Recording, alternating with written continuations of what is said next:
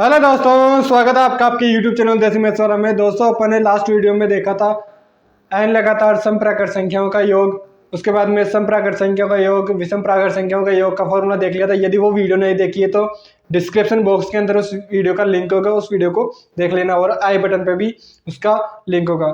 दोस्तों, आज की वीडियो में अपन n लगातार प्राकृत संख्याओं के वर्गों का योग, इसका फॉर्मूला क्या होता है वो देखेंगे, क्योंकि ऐसे क्वेश्चन से एग्जाम के अंदर डायरेक्ट पूछे जाते हैं। तो पहला फॉर्मूला लेंगे अपन, n लगातार प्राकृत संख्याओं के वर्गों का योग क्या होता है। इसका फॉर्मूला n लगातार प्राकृत संख्याओं का योग,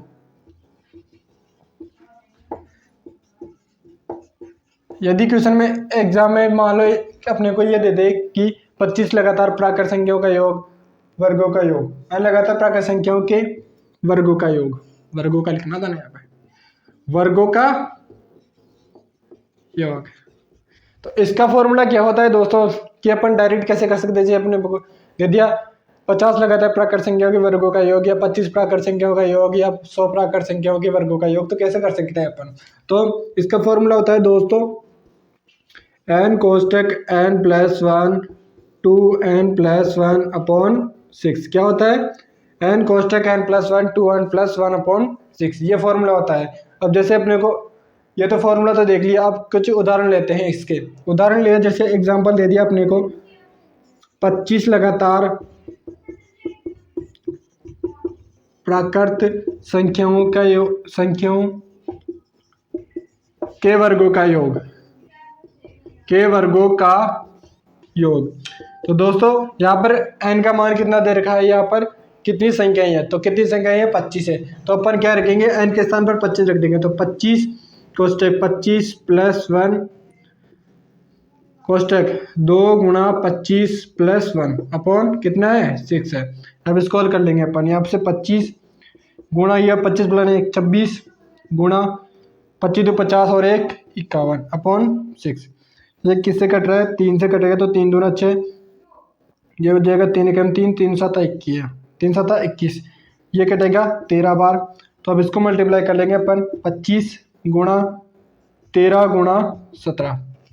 ठीक है दोस्तों, इसको अपन इस 25 को 13 से मल्टीप्लाई करेंगे तो 25 75 का 5 हासिल का 7, 25 कम 25 और 7 कितना होता है, 232 होता है।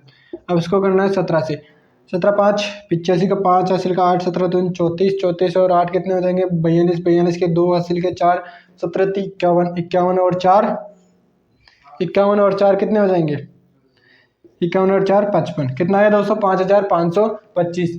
तो 25 लगातार प्राकृत संख्या के वर्गों का योग कितना है दोस्तों 5525। अब अपन लेते हैं नेक्स्ट फॉर्मूला। ठीक है दोस्तों, तो इसको रफ करूंगा पहले।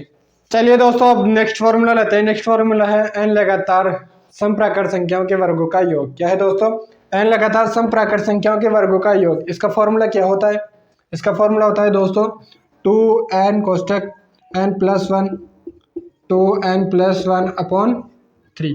क्या है दोस्तों 2n n plus 1 2n plus 1 upon 3, यह है इसका फॉर्मूला।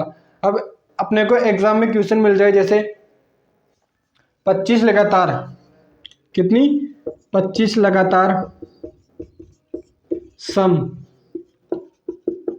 प्राकृत संख्याओं का योग,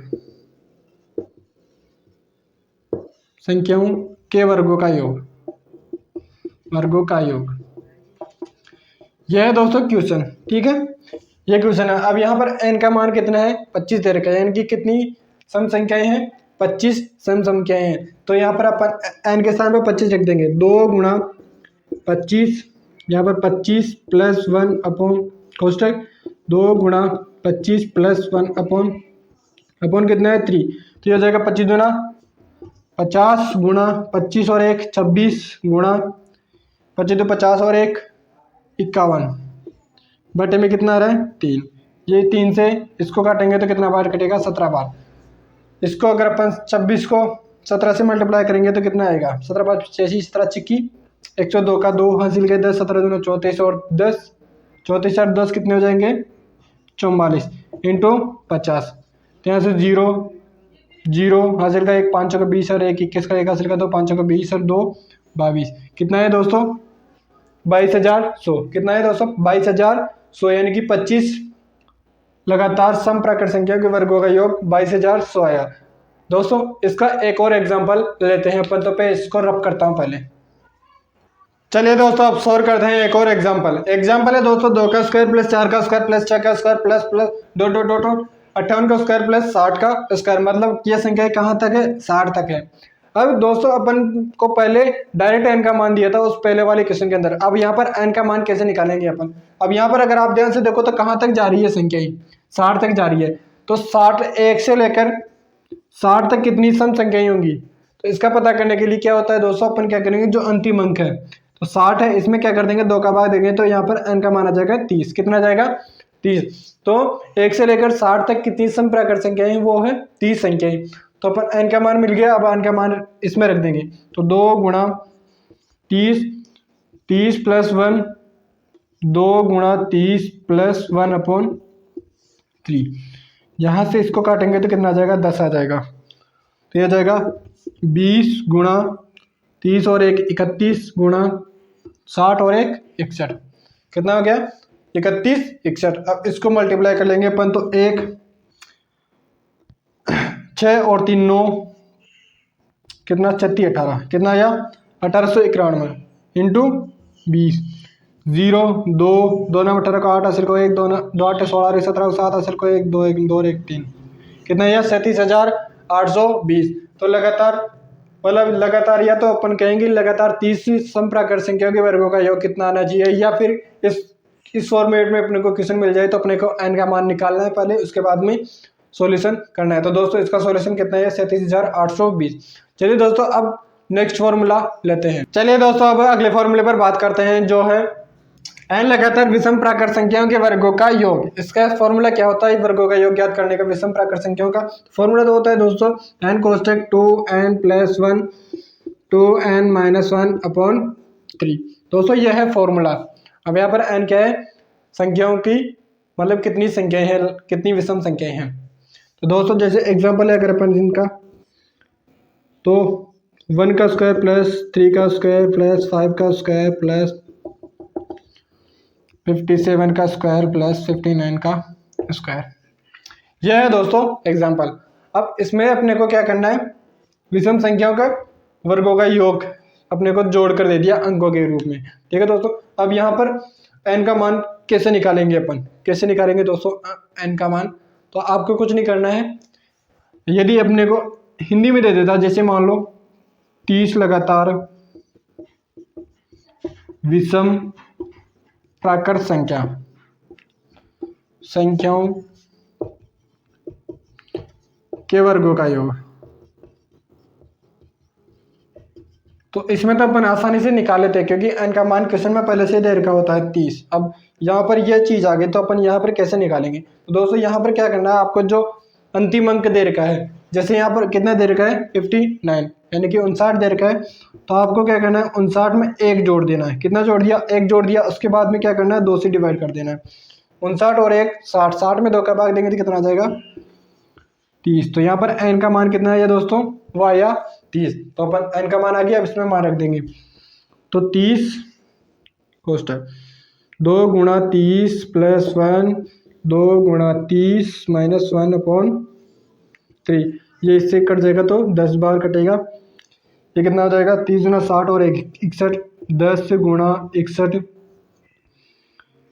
गुणा या इसमें 60 में से 1 गया तो कितना बचेगा 59। ठीक है, अब इसको सॉल्व कर लेते हैं अपन। पहले इसको अगर 1 गुणा तो 9 5 और 6 नाम 54, 54 और 5 59 का 9 हाजिर का 5 6 पंजे 30 और 5 35 गुणा 10 कितना आ जाएगा यहाँ से 3 5 9 9 0 यानी कि 30 लगातार विषम प्राकृत संख्याओं के वर्गों का योग कितना रहा है 35,990। दोस्तों चलिए एक और एग्जांपल लेते हैं इस पे बेस। चलिए दोस्तों लेते हैं नेक्स्ट क्वेश्चन है 50 लगातार विषम प्राकृत संख्याओं के वर्गों का योग। दोस्तों यहाँ पर अपने को पहले से दे दिया n का मान कितना है 50 है, तो अपन डायरेक्ट मान रख देंगे इसके अंदर। तो 50 गुणा 2 गुणा 50 प्लस 1 2 गुणा 50 माइनस 1। ठीक है दोस्तों, बटे में कितना है 3 है, तो यहाँ पर कितना आ जाएगा 50 गुणा 50 दूना 100 प्लस 1 101 गुणा 50 दूना 100 100 माइनस 1 99 बटे 3। अब यहाँ पे 3 से इससे कट जाएगा तो कितनी बार कटेगा 33 बार। तो 33 और 101 कितना हो जाएगा 233 33 गुणा 50। यहाँ पर मल्टीप्लाई करेंगे तो 0 5 3 15 5 हासिल को 1 5 3 15 1 16 6 हासिल को 1 5 3 15 और 1 16 6 हासिल को 1 5 3 15 और 1 16 कितना जाएगा 1,66,450 यानी कि 50 लगातार विषम प्राकृत संख्याओं के वर्गों का योग कितना है दोस्तों 1,66,450। आशा ही ये चीज़ आपके समझ आ गई होगी।